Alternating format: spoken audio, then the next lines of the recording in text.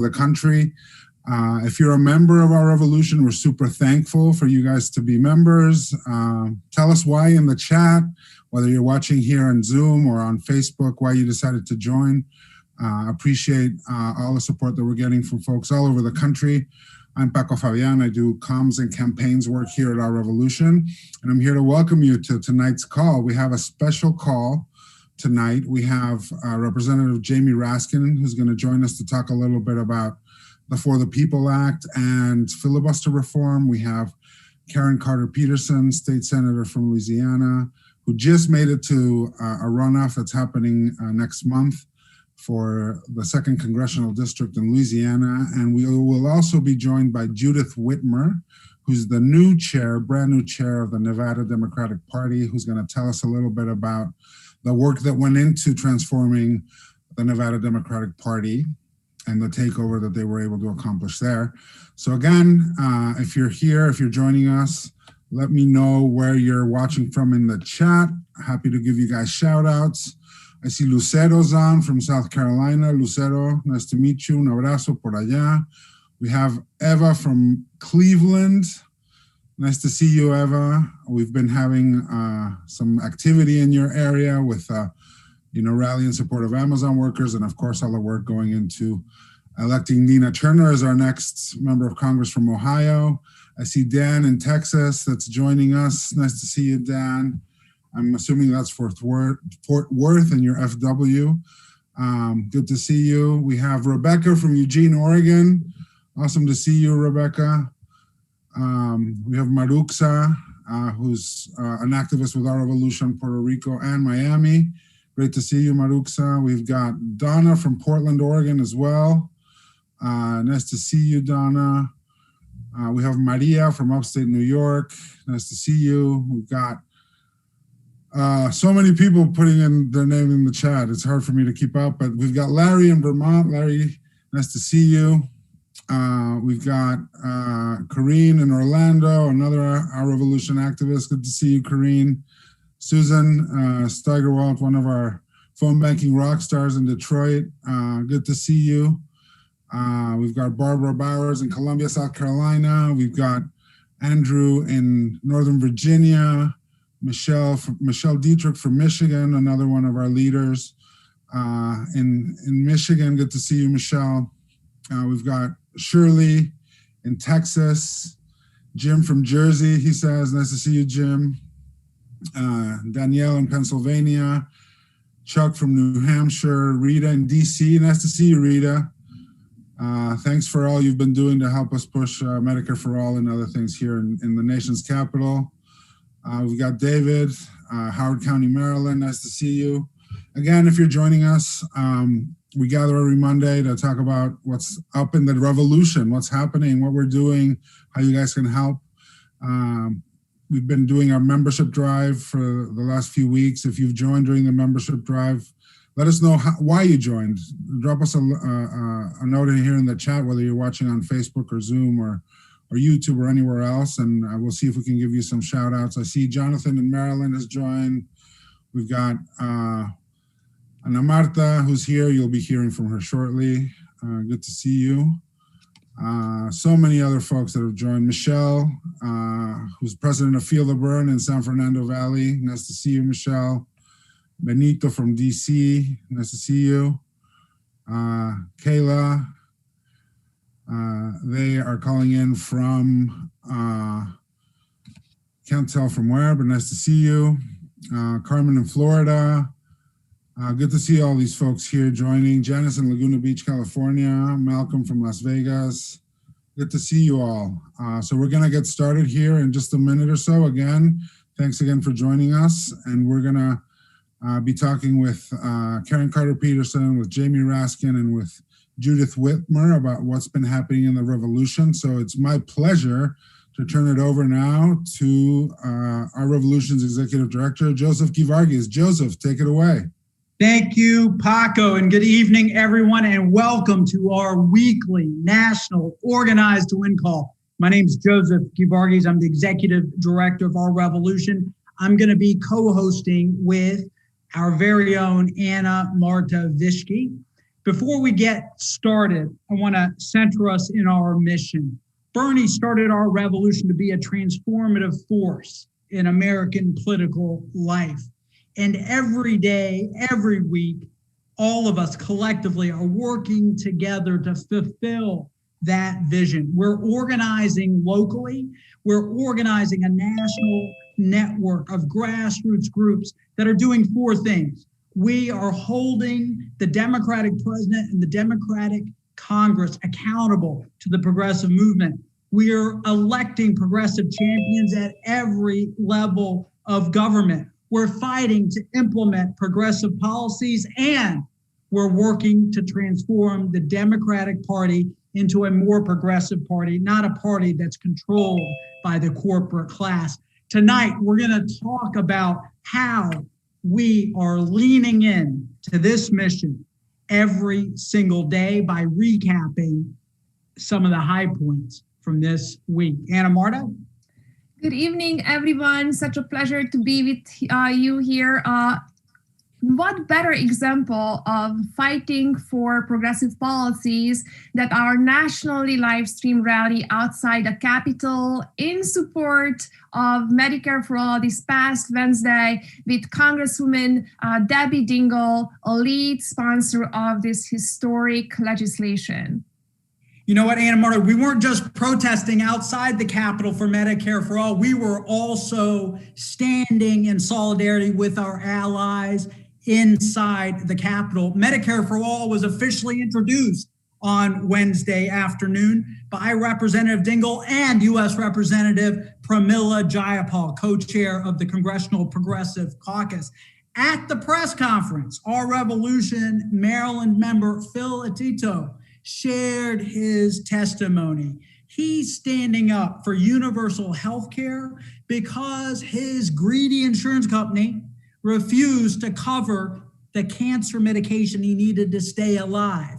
The medication would have cost his family over $200,000 a year. That's un-American, and that's why we need Medicare for all.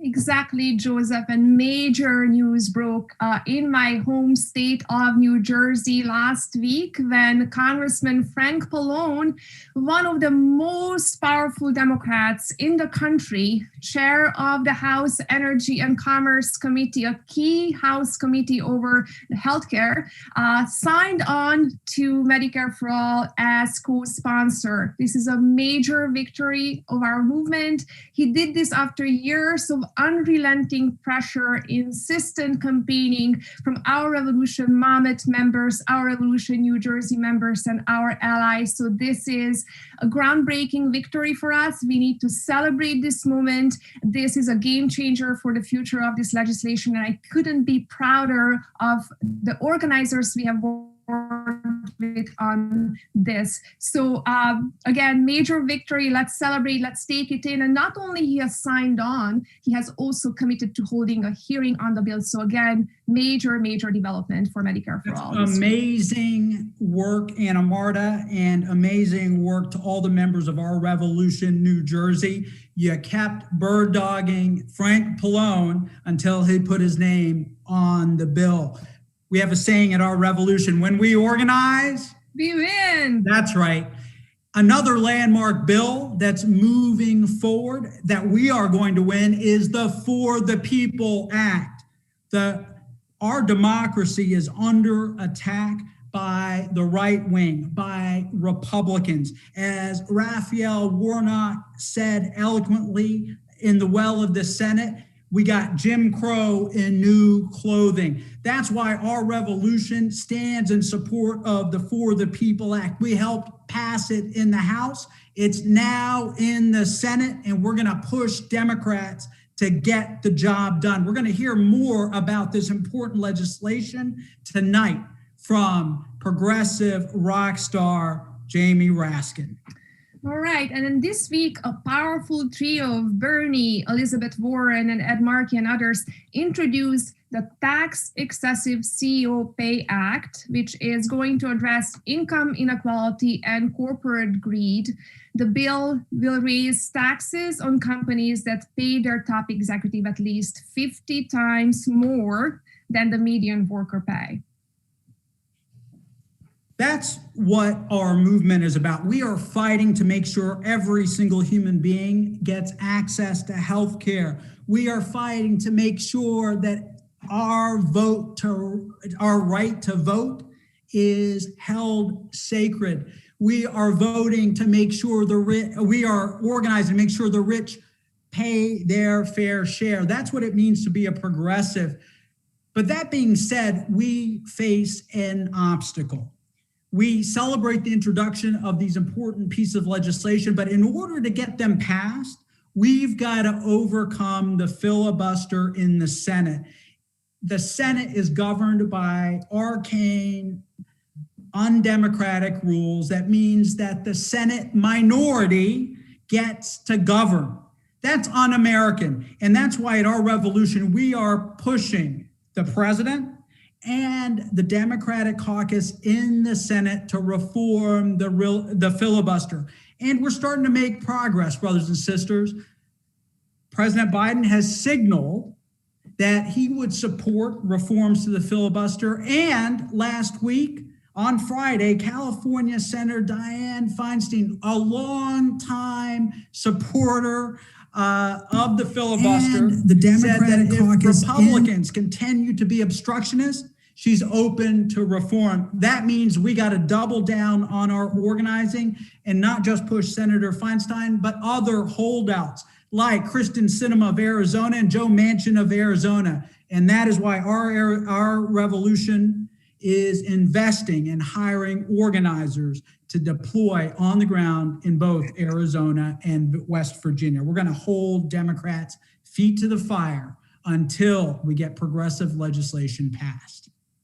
Yeah, so that's, as Joseph mentioned, we have been successful somewhat in moving these hardcore corporate centrist Democrats in the right direction. We need to do more. That's why we are pressing Biden to ensure that union busting companies like Amazon don't get awarded federal contracts. 6,000 Amazon warehouse workers in Bessemer, Alabama are up against brutal anti-union tactics by Amazon. Our Revolution Birmingham members, led by Eric Hall, are on the ground in Bessemer, helping the organizing effort. And I just want to give a shout out to our Revolution chapters all across the country, including in Colorado and New Jersey, that held rallies on March 20th on the International Day of Solidarity with Alabama Amazon workers and against union busting. Great work. And over the weekend, our very own Nina Turner, who we've endorsed for Congress, who AOC endorsed for Congress today, traveled to Alabama to take part in a rally and meet with Amazon workers. Workers at the rally at the Union Hall shared with Nina the plight of organizing. The plight of organizing is that their employer threatens, harasses, intimidates workers when they try to organize. Why? Because we know when you organize, you win. And that's what Amazon doesn't want workers to do. Amazon is reportedly paying $10,000 a day to union busting consultants. You know what? That's wrong. They should invest that money in the workers. And you know what? Some of that money might actually be taxpayer money. Do you think our money should go to union busters? I don't. What about you, Anna Marta? Our tax dollars should not be enriching companies like Amazon that interfere with workers' rights to organize. Join us by clicking on the link in the chat. Stand with workers. Sign up on the link. So not only are we fighting for progressive policies all across the country, in the United States Capitol and in communities all around the US, we're also fighting to elect progressive champions. This week, we helped another progressive champion advance and make it to the runoff in a race to represent Louisiana's 2nd congressional district. In a moment, we're going to be joined by Karen Carter Peterson, who will be the first Black woman sent to Congress from the state of Louisiana, and another vote for Medicare for all. Exciting race. That's right, Joseph. Exciting race in Louisiana. And we are not only electing progressive champions like Karen, we are also building a more progressive Democratic Party. And this is unique to our revolution. No other grassroots group is doing the party transforming work we are doing. And this week, we are celebrating a big win with the progressive takeover of the Nevada Democratic Party. Later in the call, we'll hear from no other but than Judith Whitmer, the newly elected chair of the NDP, about that exciting victory in Nevada, what it took, and what we can learn from that race. And this is just a sampling of the amazing work that our revolution members, volunteers, organizers are doing all around the country. Every single day, we're doing the work to elect progressive champions, to transform the Democratic Party, to fight to make America progressive again. That being said, in order to continue the work, in order to deepen the work, we need your support. If you have not yet become a movement builder, a monthly sustaining donor, I urge you to do so. Become a card-carrying member of our revolution and help us continue to fight the good fight day in and day out. The link is in the chat. We usually have about 5,000 people every Monday on the phones and on Zoom listening. If just a fraction become a member, we can be a potent political force. Sign up. That's right, Joseph. I hope many of you are signing up on the link in the chat. We need you. We need your support. And let's introduce our first guest now. As mentioned, our members helped push the House to pass H.R. 1 for the People Act, which addresses voter intimidation and suppression, gerrymandering, and dark money. It's a pro-democracy bill. While the Senate considers it, GOP lawmakers across the country are wasting no time pushing baseless election fraud claims to pass laws to restrict voter access. At last count, 253 voter suppression bills in 43 states have been introduced. So we are welcoming Jamie Raskin to this call. Welcome, Maryland Congressman Jamie Raskin. Tell us a little bit about the For the People Act. Why is this legislation essential to our democracy, and what can we do to pass it? Anna Marta, thank you for having me. Hello, Joseph. Hello to all my friends out in our revolution land. It's very exciting for me to be here with you and to hear about all the great stuff you guys are doing. Look, for me, it's all about defending and expanding democracy. In the last 4 years, we came very close to becoming a failed state. We really were a failed state in critical ways. I mean, you think about the lethally reckless response to COVID-19, where we became the world's #1 in case count, #1 in death count, #1 in COVID-19 propaganda. And then we came this close to having a right-wing authoritarian coup, a fascist coup in America. The full story has not been told yet about how close we came to losing our democracy on January 6th as Donald Trump and his fascist insurrectionist army threatened Vice President Pence and worked basically to nullify the Electoral College majority for Biden and to install Trump for another 4 years. Very close to becoming a banana republic. So we're on the right road back to democracy. With the COVID-19 package, we did. With the passage of the Violence Against Women Act, which every Republican opposed, with the passage of the Equal Rights Amendment in the House of Representatives, with the passage of basic gun safety legislation for a universal violent criminal background check. But H.R. 1 is the critical heart of it. And the reason for that is because There are now more than 200 pieces of legislation in state capitals around the country by Republicans to try to impose voter suppression and voter purge schemes to try to wipe people off of the rolls, purge people from the rolls, make it more difficult to vote, roll back early voting, restrict voter registration hours, and so on. This is the GOP program. And if you read Madeleine Albright's book, you'll find out it's basically the program of fascism, because fascism doesn't have a particular ideological content, as Albright says. It is a strategy for keeping power. And that's all that they've got. Something really striking happened in 2020. Many striking things happened, but this one was very striking to me. The Republican Party at their convention, for the first time in its history since Lincoln launched the Republican Party, did not have a platform. They decided not to have a platform. So what was the platform of the Republican Party? Whatever Donald Trump said to them. So it became almost officially a cult of personality around Donald Trump, which is essential authoritarianism.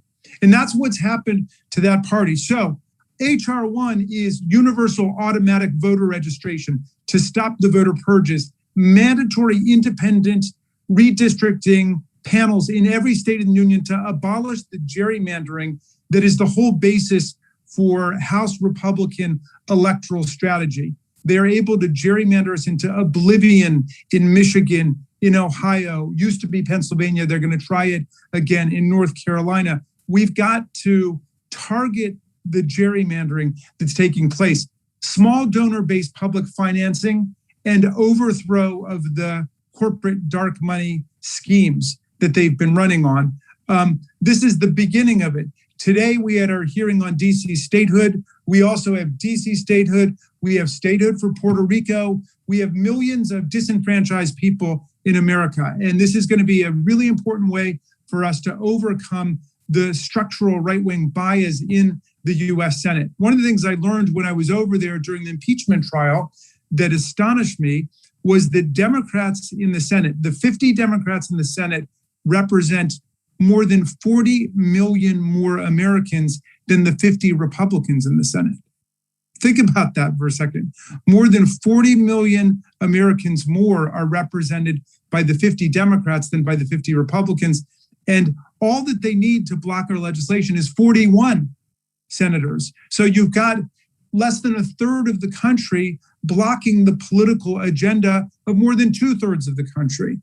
So in order to begin to rectify that outrageous distortion of democratic priorities in politics, we've got to get statehood for the people who've been disenfranchised and unrepresented. And that's why the Republicans are already, acting like raving lunatics about that, screaming about a power grab and so on. It's not a power grab, as in the case of DC, when 700,000 tax-paying draftable citizens are demanding their voting rights in the Senate. And when we had that hearing today, I commended the people of Washington, D.C., who live right next to the Capitol, for not storming the Capitol and punching out our windows and assaulting our police officers with baseball bats and hockey sticks when they have a much greater cause than the army of robots that was unleashed on us by Donald Trump to try to overthrow a democratic election. The people in DC, the people in Puerto Rico are fighting the nonviolent political revolutionary way through the statehood path in order to gain political equality. So we got to make sure that we keep the momentum of democratic reform moving. Tocqueville said in Democracy in America, democracy is always either shrinking and contracting, as it was for the last 4 years, or it's expanding and growing. And we got to get back on the growth path. And Congressman, let me ask you a question, just to play devil's advocate. Republicans say, well, the Senate was designed to be a counter-majoritarian institution, and Democrats want to take that away. What do you say to them? Well, something else, that the Senate was designed to be a check against executive power. And any self-respecting U.S. Senate would have voted 100-0 to convict Donald Trump for inciting a violent insurrection that occupied the Senate chamber itself. These people had their feet up on their desks, were rifling through their papers, and they don't even have the Madisonian self-respect to defend their own workplace, much less the whole democracy, against what Donald Trump did. So we've got some serious distortions going on there. But I'm willing to say, fine, the Senate, because it is based on a state-based representation rather than popular representation, is supposed to be counter-majoritarian. Fine, but let's not take a good joke too far. It's one thing to say you need 51 senators in a body that is not constituted on a popular principle. It's another to say you need 60 senators to do it. Let's get rid of the filibuster and at least have a fair fight. And let's give statehood to people in DC and Puerto Rico so we begin to rectify the outrageous demographic and political imbalances that the Republicans have been able to gerrymander themselves into. And Congressman, do you think Democrats are going to finally reform the filibuster? We, as a community of progressives, are pushing them to do so, but there's resistance even among some progressives. No, I understand that. People have to remember that the filibuster is a profoundly anti-democratic instrument. It was, rooted in the 20th century in opposition to civil rights, opposition to anti-lynching laws, opposition to the Civil Rights Acts of 57, 61, 64, the Voting Rights Act of 65. And so people have to remember what it is. In any other vote that we have in our constitutional democracy, a majority rules. In the House on final passage, in the Senate on final passage, in the committees, unless there's a specific 2/3 requirement, even in the US Supreme Court, where it's not mentioned what the voting is, 5-4 wins it.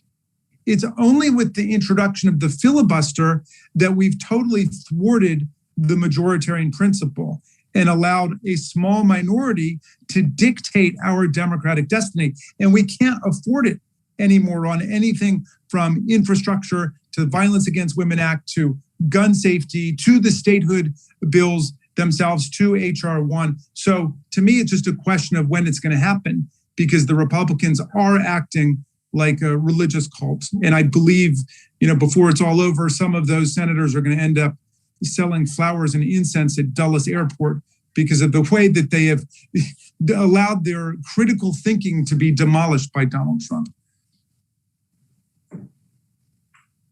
And another question, Representative, you've spoken a little bit about extremism in law enforcement. Can you tell us a little bit about your sense of what's happening and what we have to do to address this issue? Well, we now have lots of evidence that violent, racist, extremist groups have been pursuing a deliberate strategy to infiltrate police departments, to get their people to go and apply to become law enforcement officials, and also to go into the military.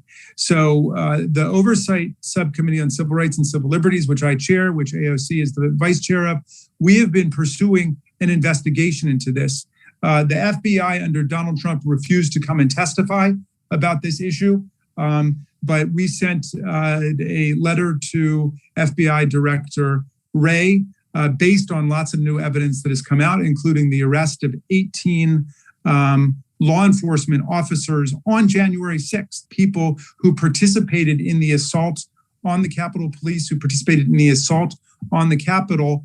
And we are, based on that, we are asking Wray to come in to testify about what is known about racist infiltration of law enforcement in the country. It's a danger to everybody. It's obviously a danger to African Americans and Hispanic Americans and other members of minority groups, because you're basically putting a white supremacist in blue and with a badge on.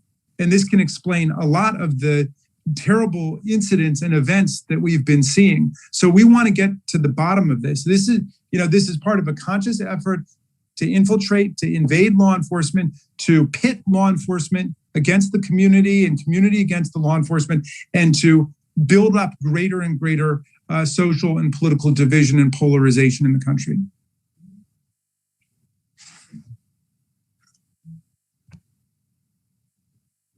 All right, Congressman Raskin, thank you so much for that informational segment. There is one question from an attendee. He's asking, what can we do to help pass HR 1? I guess back to the Senate question. Well, we've got to make sure first that we nail down all the Democrats, that all the Democrats are standing for automatic voter registration, for small donor-based public financing, to stop corporate money from dictating, to pass the provision that I got in there called Shareholders United, which says, well, if the myth of Citizens United, according to Justice Kennedy, is the corporations are just exercising vicariously the First Amendment rights of the shareholders, well, then no corporation should be able to spend any money in politics until there has been a prior majority vote of the shareholders to spend the money in that way. Because right now, it's just a political slush fund for the CEOs. Why don't you take it to the shareholders, including all of the unions that have invested their trust funds in different companies? Take it to the shareholders and ask them whether they want these companies spending all of this money on reactionary candidates and campaigns. So the HR 1 is going to be a way for us to break the stranglehold of Republican politics. And I think we need to make sure we get all the Democrats behind it. And we need to put pressure on whatever Republicans we can to support it. And then we've got to get serious about raising the heat on the filibuster, which is right now the major parliamentary tactic that's being used to block social progress in the country against the will of the commanding majority of the people, right? Because that's who we represent, the big majority of America. And there are all these little chokeholds like the gerrymandering and the corporate money and the electoral college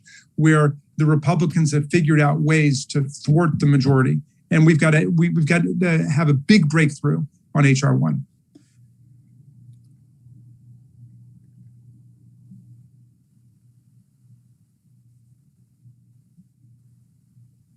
All right, Congressman Jeremy Raskin, thank you so much. We are now ready to move on to the following guest, and let's hear from Adolph Reed introducing our following guest. So, hi. I want to bring up Adolph in 1 second. So, as we mentioned earlier, not only are we working to elect, not only are we fighting for progressive policies, we're also working to elect progressive champions. And one of those champions was endorsed by Stacey Abrams, was endorsed by the Congressional Progressive Caucus, and was endorsed by Our Revolution. Her name is Karen Carter Peterson, and she just made it into the runoff for Louisiana's 2nd Congressional District. Here to introduce Karen and to tell us a little bit about why this race is important is Adolph Reed. Adolph is a professor emeritus of political science at the University of Pennsylvania. He's a longtime Bernie supporter and a friend of Our Revolution. Welcome, Professor.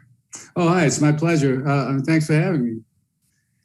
And I'll just say, I'll just get right into it. Nobody wants to hear from me for sure, but it's my pleasure and my privilege and my honor, tonight, to introduce State Senator Karen Carter Peterson to discuss with us here at Our Revolution. I'll just say a couple things. One, I'm a resident of the 6th Ward and more or less a lifetime New Orleanian. I've lived away for many, many decades, which I'm sure State Senator Peterson understands, because when we're away, like we live like immigrants wherever we are. But this is an exciting opportunity, and and she's given us, people of Louisiana, the 2nd District, and the country, an exciting opportunity to elect a genuine progressive champion with a wealth of political experience. State Senator Peterson is a seasoned public servant. She's been a member of the Louisiana House of Representatives. She's currently a state senator. She's been chair of the Louisiana State Democratic Party and is currently a vice chair of the National Democratic Party. And what's especially important, what stands out about her in this race, and now that we've gotten the primary behind us, we have the real fight, is that she's a champion of Our Revolution's causes.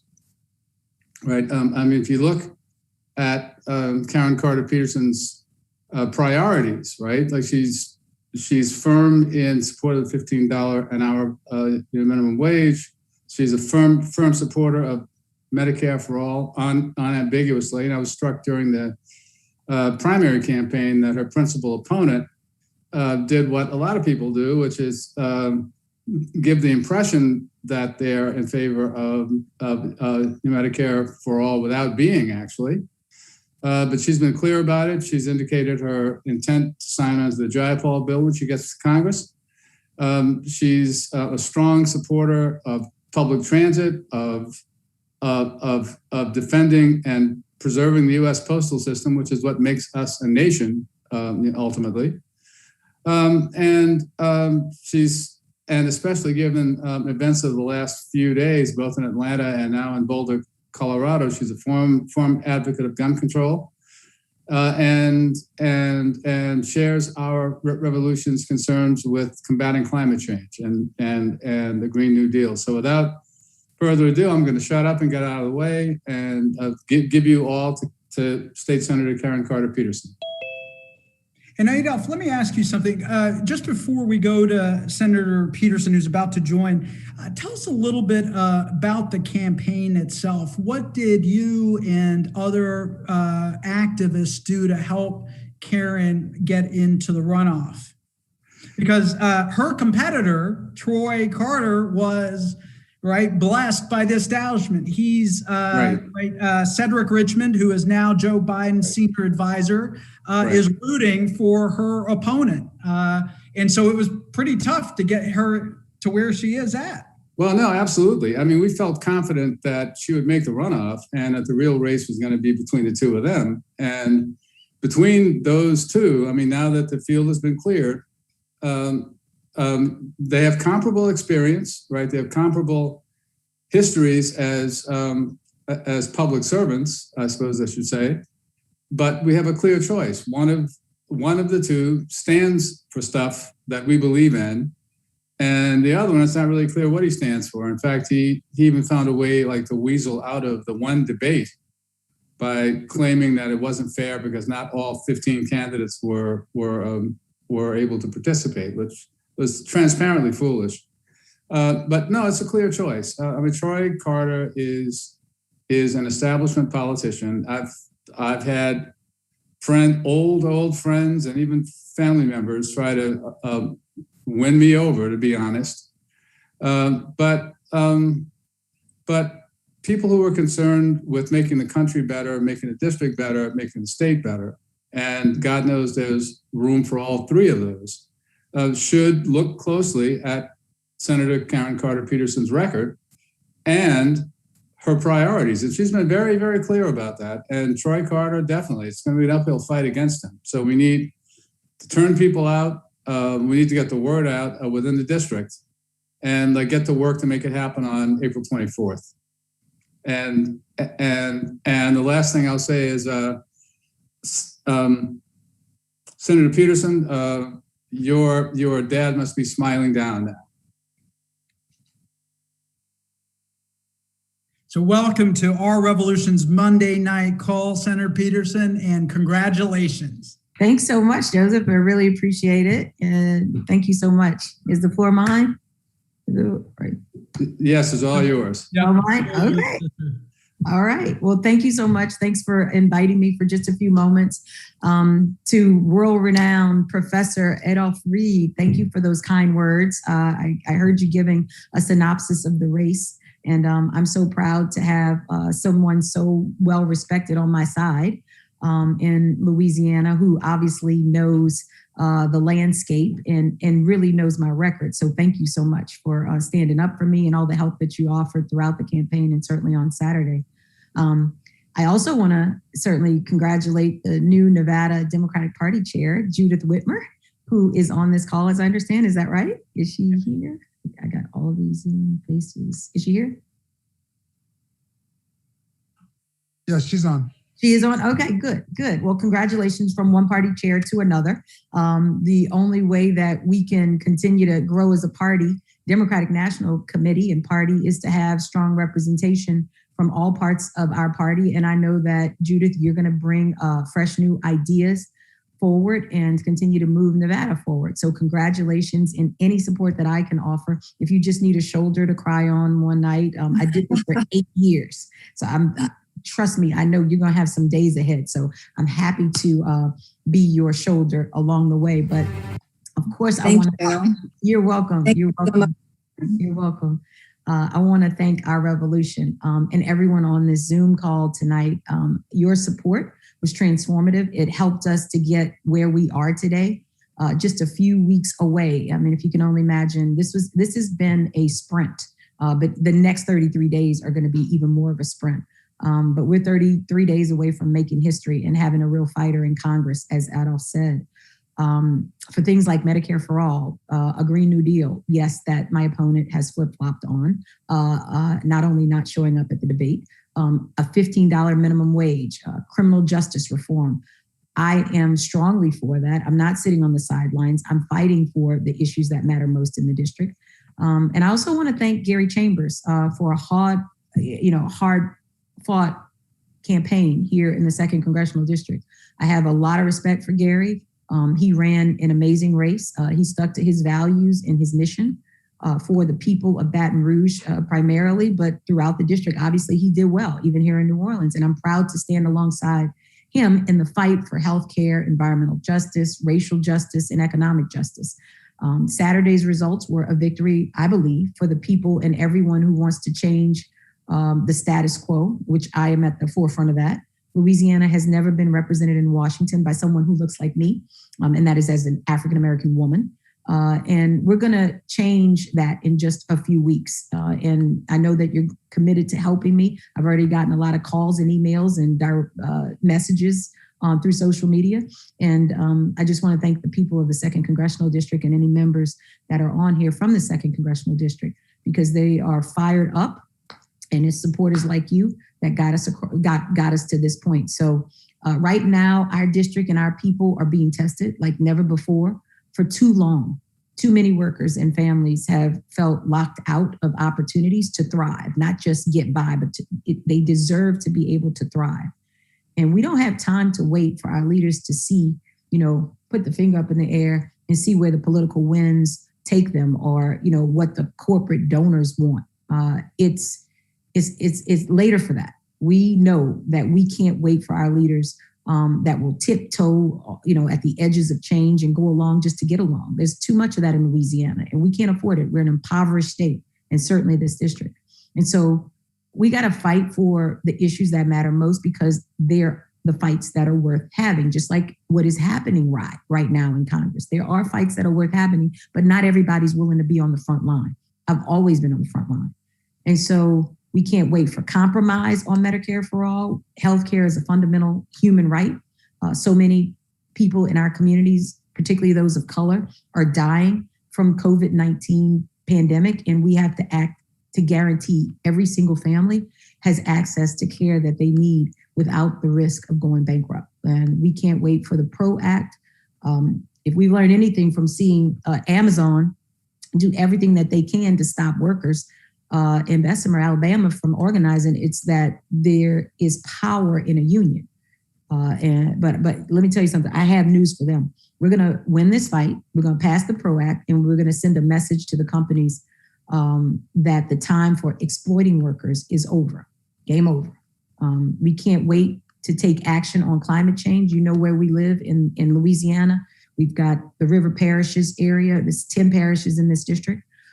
Climate change is the crisis of our lifetime, and there is no greater threat to our future and our families right now, and those living in South Louisiana. We need somebody to go to Congress who will be a true supporter of the Green New Deal, one who will fight to combat climate change and toxic pollution, making families sick in places like Cancer Alley. And it's time to finally put the health of our families over the profit of the polluters.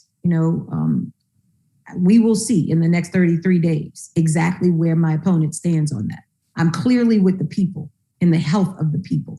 I'm not sure where he is. People over polluters is where I am. No other choice. And so in Congress, I will always, speak truth to power, shake things up. Like I've said, take action to get things done for people. And I just want to say thank you again to all of you for where you've gotten our campaign this far and letting me speak tonight during your meeting. And I'm ready to get to work. It's April the 24th. Please mark your calendars. If you want to come and get some gumbo or some jambalaya or some beignets, any of the above, fully available. I'm here. I will make it for you. Help me win this election. Come on the ground, knock on doors. But if you can't make it, certainly, please continue to help us by sending the postcards and making phone calls.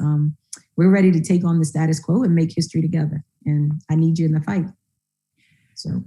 Senator Karen Carter Peterson, soon to be United States Representative Karen Carter Peterson. We need to send another woman to the House representing the great state of Louisiana. One question I want to ask, your opponent is saying, well, you should elect me because have the ear of the person who has the ear of the most powerful person on earth, right? So Troy Carter is saying, well, I'm tight with Cedric Richmond, President Biden's advisor, so vote for me and we'll get stuff done. What's your response to somebody having an ear? Yeah, well, I was quoted in the New York Times, and that seems like of all the things I said on policy and my platform, that seems like that was the most popular quotation these past couple of days. I said, well, who needs the ear, of the thumb, of the toe, of the pinky finger, of the ring? I mean, who talks like that, right? I'm running for Congress so that I can serve in the legislative body of the federal government to be able to pass laws and create policy that's going to help people, right? I too have a relationship with Cedric Richmond. He didn't endorse me, but that's okay. I have a relationship with him. I helped to elect Joe Biden and Kamala Harris. I'm proud of that because I served as the vice chair of the DNC for 4 years. I also served as a state party chair, just like our friend, new chair, Judith. And I have a lot of relationships that are going to inure to the benefit of the people of Louisiana. So I don't need the ear of the toe of the thumb. I don't need that. That's right.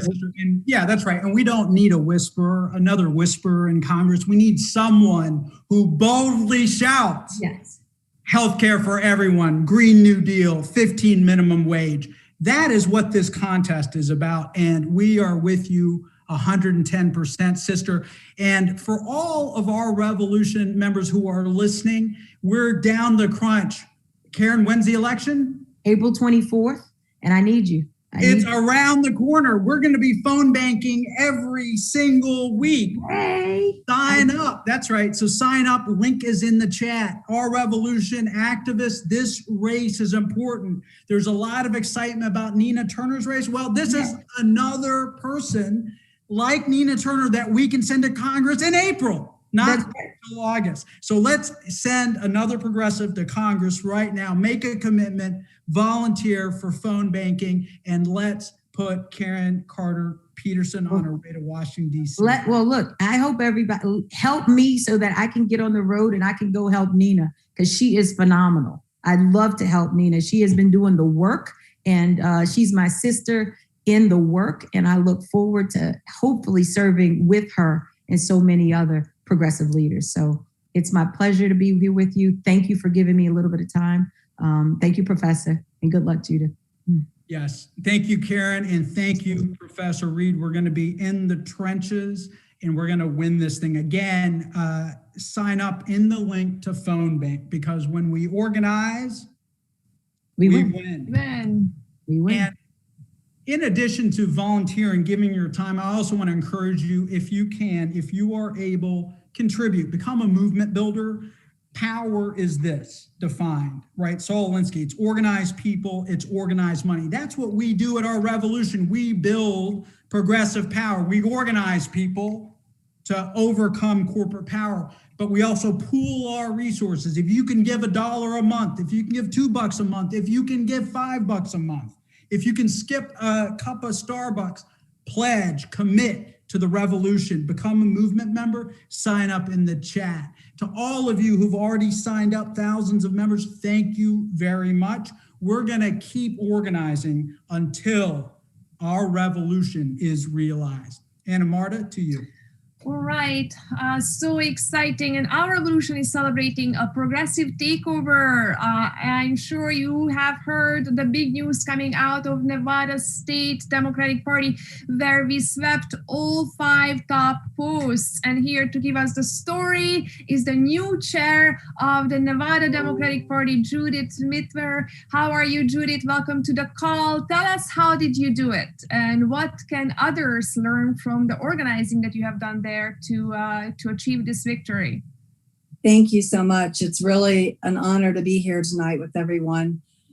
This clearly goes back to 2016 for me and for those others on the slate as well.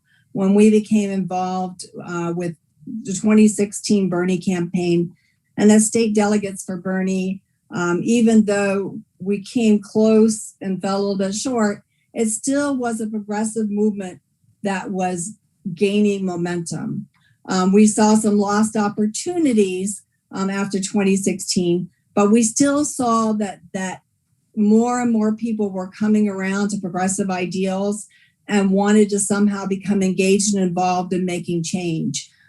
So for me, I took literally when Bernie said, "Not me, us," and you have to be the change. Then I decided to run for party office back in 2017, then started there. I organized the Left Caucus, which is a chartered Democratic club within the Democratic Party, to start moving the party left. And we clearly stated that in our bylaws and in our mission statement. So we didn't do that secretly. It was quite open as to what our mission was. And I've always believed in an inside-outside strategy. But in coalition with other organizations like Our Revolution and Progressive Democrats of America and the Democratic Socialists of America, we worked together to get where we are today here in Nevada. And we organized immediately upon the landslide win here in Nevada for Bernie. We started organizing all of those great delegates and getting them through the convention process. And at the state convention, we were able to win 9 out of 10 seats on the state party executive board, at large seats on that board. And so that was the beginning of a lot of change. And since then, we kept organizing. And during that time, I became the chair of the Clark County Democratic Party, which is Las Vegas and the greater area around Las Vegas. But we kept everybody engaged. And one of the ways we did that was on the platform fight at the county and state party levels. Because as you know, as progressives, we care deeply about issues and policies. And guess what? So do the American people care deeply about those issues and policies. And that's how we had connected with people on the ground in Nevada. That's what led to Bernie's landslide win, is through grassroots organizing and connecting with people in our communities. So from those platform fights, at the county and state party levels, we kept pushing for more and more progressive planks on those party platforms. And then when it came time for putting on more members to the state central committee, we were able to keep doing that work and keep getting more progressives onto the state central committee, which is the governing body for the state party. Once that happened, we knew we had the votes to win the officer elections in March, which were just held March 6th. And, you know, for any of you that were following along, it was really interesting how dirty that campaign became. There were a lot of dirty campaign tactics, a lot of smear tactics, but we knew we had the votes, and we just remained positive, and we kept marching forward, and we kept organizing. And again, we out-organized the establishment, the status quo Democrats. We out-organized them and won those. We swept all of those officer elections in March 6th because we were able to keep our progressives organized and engaged in coalition with our other progressive organizations and get those people onto the state central committee. But our work isn't done. This is just the beginning. For those of you that have been following along, you know that the elite status quo saw the loss coming a little bit in advance.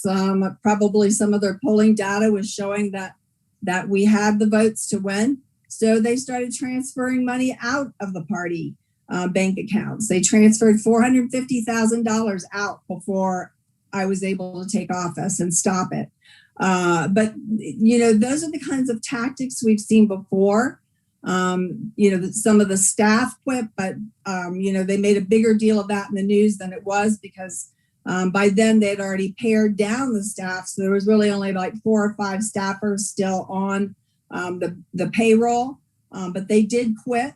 Many of our consultants terminated their contracts, which to me was a good thing because a lot of those fat cat consultants have been making a ton of money and providing no services and definitely no progressive services. So now we're in a position to be able to start hiring progressive consultants and putting together a progressive structure at the state party level. This is a huge opportunity for progressives going forward so that we can start electing candidates that represent our values and principles and that we can start holding elected officials accountable. This is a huge wake-up call to the status quo. And it starts right here and now. Like I said, this is just the beginning because they tried to set us up for failure. They're expecting us to fail. That's their whole objective here is that, they're trying to create the shadow party around us, which is pretty ironic if you think about it, that the establishment now has decided they don't want to work with us while claiming to want unity. In fact, they called themselves the Progressive Unity Slate to try to counter our progressive slate, which I found that sort of an oxymoron myself. But anyhow, they have done their best to make sure they are setting us up for failure. But guess what? We are not going to fail. Regardless of what they think, we know what we're doing, and we will again out-organize them. And we will again continue our grassroots fundraising to replace those monies and have the money we need to not only succeed, but to thrive. And we will start putting into place structures with an even level playing ground for all candidates. So there isn't that constant obstruction when any progressive change is attempted at the county and state party levels. I'm sure you've experienced it yourselves. But we are going to succeed, and we're going to do it with your help and in partnership with Our Revolution and other progressive organizations to make sure that we are doing the work and we are transforming the Democratic Party from the ground up. And so I really, really appreciate this opportunity to talk with all of you tonight. Thank you so much, Judith. What an inspiring story. Your recount on how you all worked so hard at the county and state level to fight the establishment party structures and win for the progressive policies and candidates that we all need. That's so inspiring. What lessons can you share with other organizers working within the party structure and outside of the party structure to achieve similar victories in other states? What can you share with us? Well, I think the key always is to keep progressives engaged and actively involved and find ways for them to participate. Encourage them to run for party offices and party leadership positions. There's a role for each person, no matter how small. There's always a role for each person, and the key is reaching consensus as a progressive movement and how we start to move forward. And that's going to be different in every single state because the state party structure is different in each state. But here again, this is our opportunity. This is just the beginning. This is our opportunity as progressives to continue that forward momentum. If we see great congressmen like Representative Raskin, and we see people like soon to be Congresswoman Peterson that are leading the way. So we have to continue this work to make sure that we are removing all the obstacles, removing all the obstruction that stands in the path of great progressive candidates representing us at the federal level, at the state level, and in our local and state legislatures as well, because it makes a difference. It makes a huge difference. If we are going to get to a place where we are actively supporting the Green New Deal and Medicare for all and $15, living wage, which is already way too low.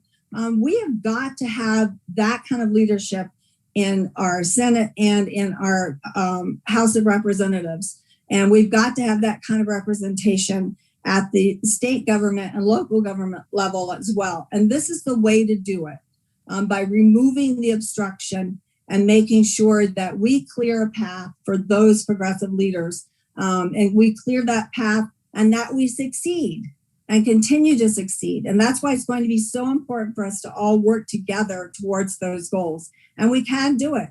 But again, it's going to take all of us. And just like Bernie always says, change happens from the bottom up. Well, this is us. We are at the grassroots level, building a party from the bottom up. We're transforming the Democratic Party, and from there, we're going to transform our U.S. Congress as well. So we've got to send great candidates like Nina Turner and Carter Peterson to represent us, and continue sending people like that to represent us. And we've got to do everything possible to make sure that progressives succeed across the country. And that's something that the establishment and the status quo does not do well. They've never done that well. We've seen that we can out-organize them as long as we are committed to doing that work, and we are committed to doing that work together. As you say in our revolution, when we organize, we win. It's absolutely true. One of the things I like to say here locally is when we fight together, we win together. So let's keep doing that work. Let's keep fighting together. Let's keep organizing together, and let's keep winning together. Thank you. Thank you so much, Judith. Again, what an inspiring story. I'm sure many, many organizers, and I hope some of them from New Jersey are listening to you. We need to out-organize the establishment. We have done that successfully in Nevada. Let's see what other state is going to follow suit. Such an inspiring segment. So thank you again for joining us. Let's move on. I do want to mention again our membership drive, and I want to give a shout out to Kevin in Minneapolis, who said that he joined our revolution as a movement builder because we are stronger when we have bold organizations fighting for a better world at the local level. So this is again just piggybacking on what Judith said. Let's fight at the county, state, and national level for a better future together. So join our membership drive. $5 can make you a recurring, sustaining donor. It's such an essential thing that you can do tonight to help us achieve similar victories that what we have seen in Nevada. So let's move on to our calls to action and our national calls coming up. So Nina Turner, right? Her election has been announced. It is going to be August 3rd. We have a couple of more months to organize, to do everything we can to phone bank for Nina to get her to Congress. It is going to be a game changer having her part of the squad. So let's get on the phones, join up. The link is going to be in the chat.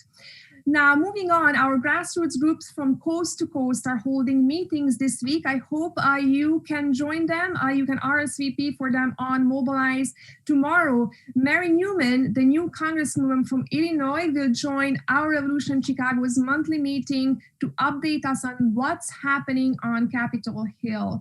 Then on Saturday, Our Revolution Pennsylvania will feature an exciting candidate forum with all candidates running for U.S. Senate there, plus the criminal justice reform champion Larry Krasner, District Attorney of Philadelphia, will be offering the opening remarks. Then on Sunday, Our Revolution Massachusetts will be discussing transparency and democracy in the Massachusetts legislature. The next week on Monday, we are doing a special call about ending fossil fuel subsidies ahead of our Earth Month celebration in April. And I want to give another shout out to Maria Laplace, who became a member last month. We have had a couple of people announcing that they became a member. The link is in the chat. It's not too late to sign up. So I hope many of you enjoyed this call, inspiring stories, Congressman Jamie Raskin, many takeaways to help us organize this week. Thank you everyone for spending your Monday night with us. A special thanks to our volunteers and donors, our new members, and to everyone who has signed up today to become a member. We cannot do this work without you. So as usual, before we sign on, let's do our chant.